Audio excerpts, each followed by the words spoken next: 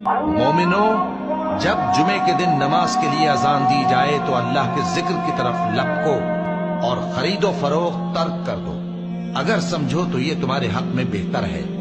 پھر جب نماز ہو چکے تو زمین میں پھیل جاؤ اور اللہ کا فضل تلاش کرو، اور اللہ کو بہت بہت یاد کرتے رہو تاکہ کامیاب ہو جاؤ۔